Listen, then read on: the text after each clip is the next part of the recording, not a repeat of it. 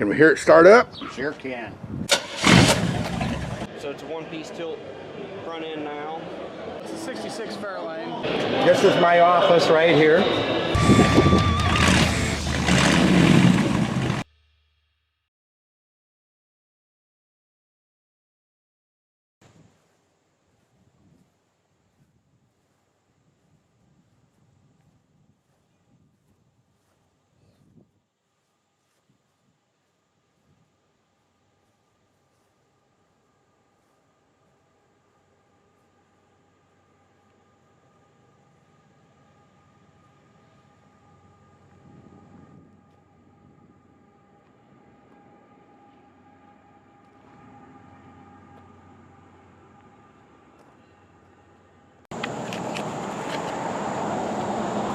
Hi, Randy Bybee, Awesome Car Forever. I'm here today with Larry McAllister, and he's going to tell us about his 1970 Monte Carlo. How you doing? Larry McAllister, 1970 Monte Carlo, first generation, first year. I just like the body style. Had the car, bought the car in 07. A guy up in Michigan. I was up northern Indiana one weekend and picked up an auto RV mag, and it was from Michigan. So it was in it. Called the guy, and I ended up buying it a couple weeks later. Wife said he had too many toys, so he had to get rid of one. This is one he's going to get rid of. So it's kind of fate that day, that weekend. I picked up the mag, and there it was. And I had one as a kid, back in the mid-70s, as Randy knows, because Randy ended up buying it off of me. I remember that car. I liked it too. Yeah, it was exactly like this one, only it was white. It was black vinyl top, black interior. This one's triple black, but basically same car. 350, 300 horse. It's got the horseshoe shifter, turbo Hydramatic, bucket seats, and pretty much the way you see it is the way I bought it. Now when I got it, the seats, the buckets needed repadding. You got in it, it was almost sitting like on the floorboard like a go-kart. Let me see the inside.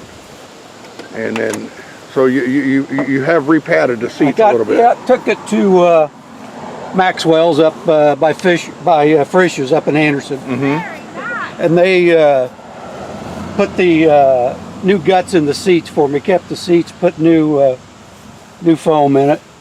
Got a different steering wheel, got an original steering wheel. You can't find the original ones because they're so thin and they crack. So I got a repop steering wheel and put on it. When I got it, it had an aftermarket on it. We'll go around and get a better picture of that. The shroud in the middle, they call that the horn shroud with the horn buttons. I got it out of a junkyard in Greenfield. So, and the wood there, it's fake wood. It's called burl.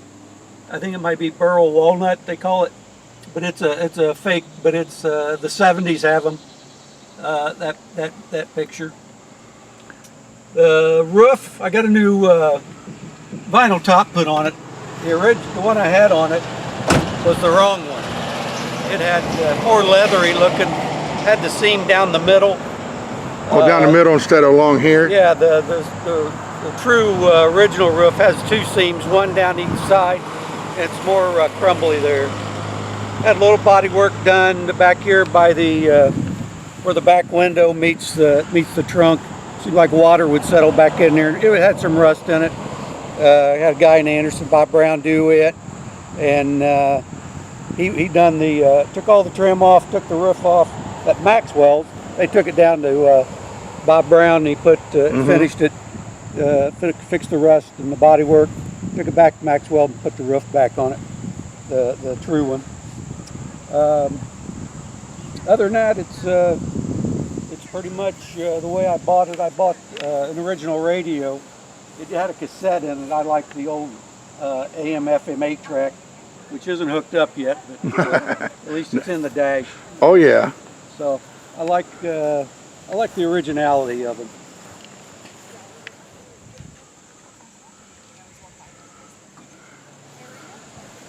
Is the trunk and everything still stock in it? Or? I'll show you the trunk. I put a new mat in it and tire cover just to tidy it up a little bit. Mm-hmm. But it's got a new mat. The mat it had in it was pretty shady.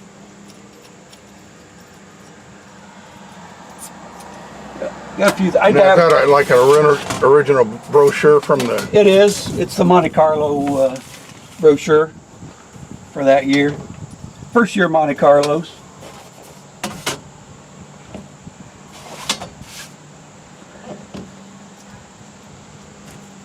Now, do you display it out when you're at the car shows and things? Car shows, yeah. I just opened the trunk and put my old plates and old bumper stickers and the old brochure. Got the original owner's manual. I'll get it out of the glove box too. Well, that's interesting that you have all that, because a lot of cars don't. Yeah. I dabble in antiques, and I find I've been getting a lot of, since I've had the car for 13 years, Mm-hmm. I get some of the hunt the antique car stuff, display in the garage, and yeah, it's just a lot of fun. Fun to drive. Let's go up and take a look at the motor. All right.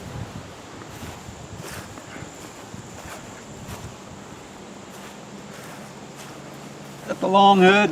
I think it's 6 foot long. That's one thing I liked about the Monte Carlos. I mean, yeah, and then there's leaves you plenty of room under here too. Right. It's a small block, 350. You say 300 horse? 300 horse. Got 4-barrel quadrajet. It goes down the road pretty good. Heavy car, but it rides great. Yeah, yeah. So pretty much everything under here is stock except for maybe the valve covers, or? Yep. Yep. Okay. Yep. Can we hit run? Sure. Yeah, we can hear it.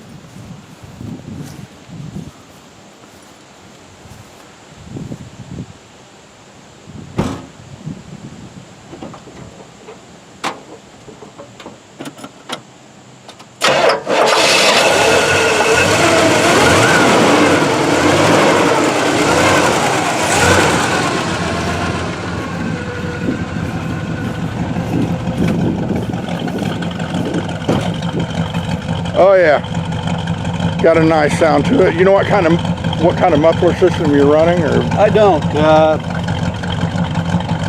They sound good.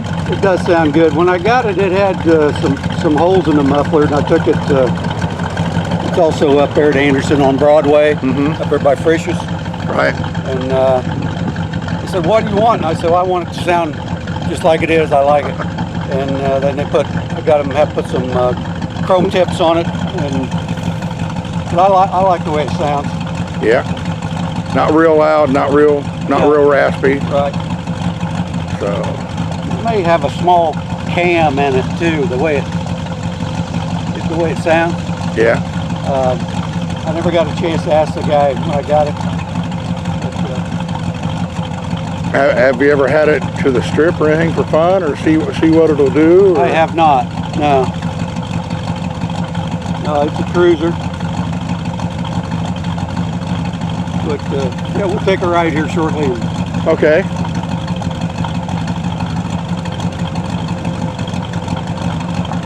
Well, we'll get ready to take a ride here.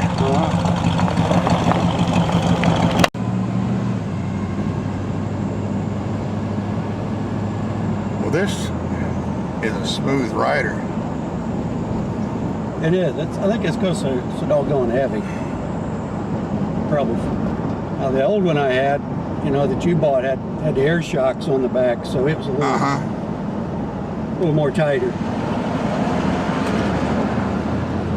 There's nothing rough about this ride at all.